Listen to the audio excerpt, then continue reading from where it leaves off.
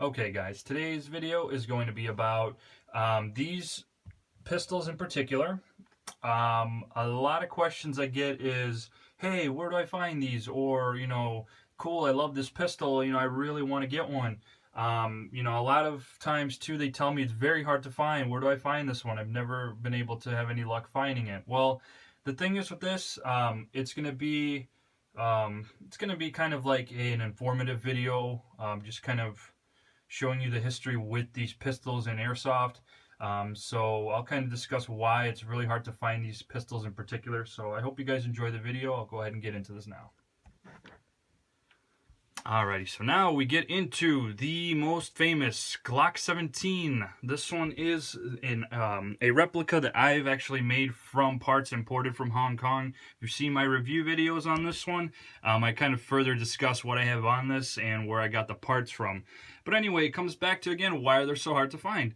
Well, a lot of the times with airsoft companies, when they create a replica of a pistol, they need to have special paperwork and approval and everything for them to put trades on, replica pistols, actual real steel trades on replica pistols.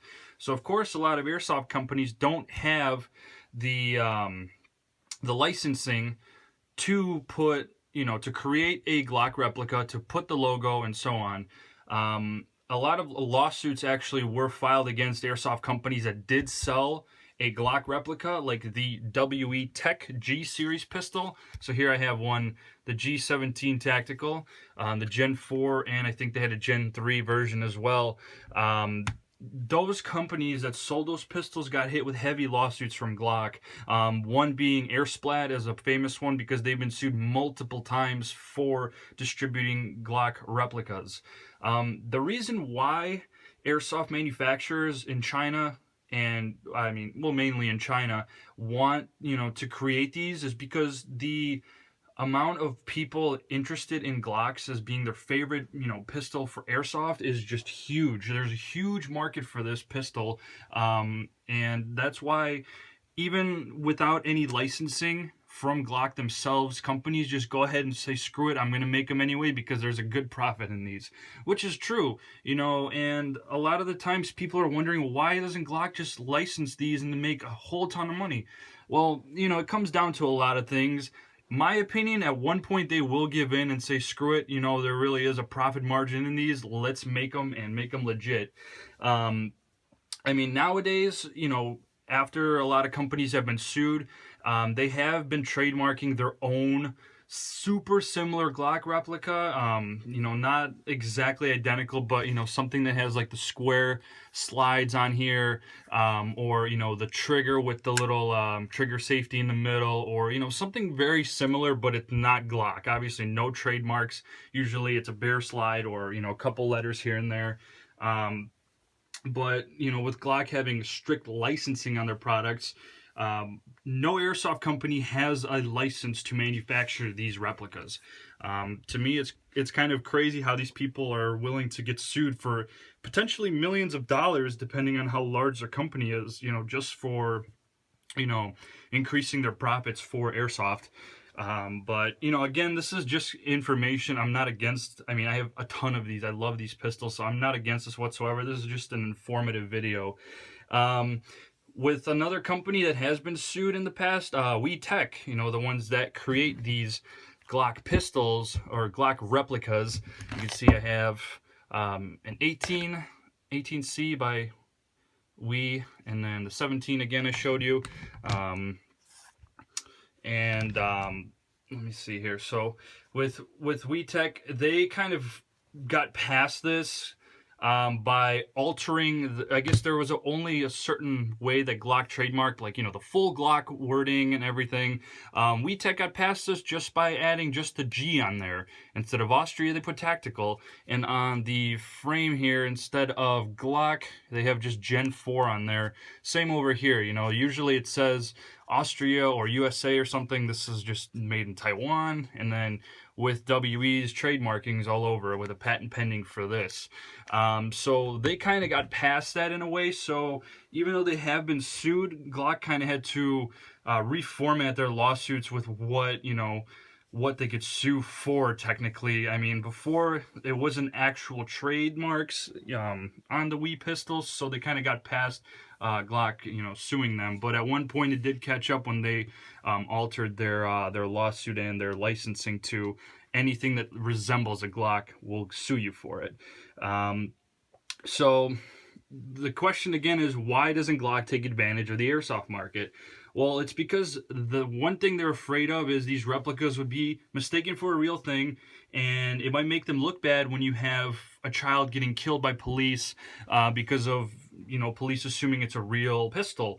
It's a huge threat with the pistol being, a replica pistol being used maybe in hostage situations or something crazy, and then it's not the real gun. Glock sees that as, just it could be a potential profit loss when you have these replicas resembling the real thing and getting, mistaken for the real thing, and then bad things happen, and then it just turns out to be a Chinese replica. And I kind of understand too, because Glock doesn't need that kind of bad attention since they're a very good, reputable firearm company. So that's kind of their main reason with avoiding this. Let me see here. Sorry about that. My camera's kind of acting up.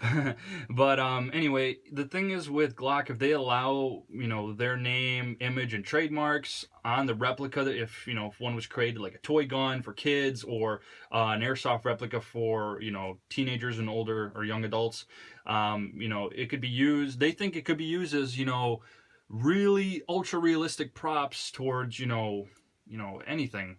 Like, again, it could be something for terrorism or hostage situations. The list goes on. Anything that looks real can be mistaken for, a threat, to the public eye. So they're mainly trying to just minimize the confusion between the replica and the real thing to prevent law enforcement to act violently, again, with, innocent people getting shot because they don't know that it's a toy. Pretty much, they just want to avoid that in general, and with that being, with airsoft, being a growing sport, they see that how realistic everything is, and kids aren't the smartest, sometimes when it comes to taking these outside and shooting them in the backyard or in the front yard, whatever, But I kind of did some research with what Glock's takeaways are. Again, they just state that, when people see a toy replica, Glock, or something resembling a Glock, they right away, think that there's some kind of harm or death. If a random person walking their dog down the street sees you shooting, even if it's target practice in your front yard, I mean, even yourself that, okay, that looks a little bit odd, a child or teenager with a very realistic pistol, and then all of a sudden the guy calls the cops, and then the cops show up and, shoot the poor person. And then it all comes down to, oh my God, it's a fake gun. And then the whole thing with fake guns ruins the sport for everybody, and gives, whatever replicator, that pistol looks like, being that it'll probably be a Glock, it's going to give the actual firearms company a bad reputation, because then they're going to state, well, they didn't have orange tips, and then that goes into a whole nother thing, because, altering the orange tip and whatnot, it's an illegal thing to do. It depends really how you do it. Like, you have to just be smart on your own way, but that's a whole nother video. The thing is, I think Glock should allow licensing to be granted, because, again, the potential of this pistol is enormous in all markets, USA, Europe, Asia, and so on. All of those continents, a lot of you guys just in my videos are always asking, where do I get this? Where do I get this? There's an obvious just, market there for this pistol. And with Glock taking advantage of that, they could just add much more sales, on top of this, on top of their real steel. And the best thing with these pistols is honestly the training use of them. A lot of like FBI or police, they actually do train with airsoft pistols just to get a feel for the weight, practice the magazine, sliding the slide back, just target practice. With these, it could be used as a very helpful tool for maybe young recruits going into, into law enforcement. There's the bad and the good. This is the good to me. The training purpose of it all. It's cheap training. Less ammunition, which can be very costly, especially when you're training a lot of young recruits. With this, it's just plastic BBs, so it's a very, a great alternative for training, which Glock again could take to their advantage. It helps you prepare yourself for the real steel. And then now, kind of switching the subject, based of them not being built in the U.S., for the replicas, how are they sold from China? That's going to be the other thing. You've heard me say, oh, I got this overseas.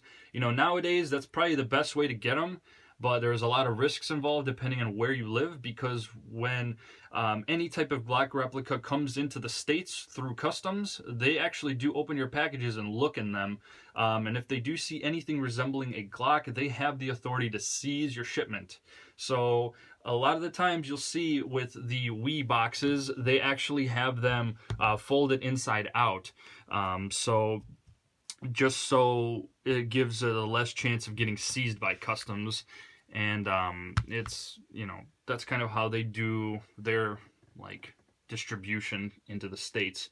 But companies like WeTech, they're a very heavy manufacturer of Airsoft Glock replicas. Again, many suits have been filed against WeTech as well.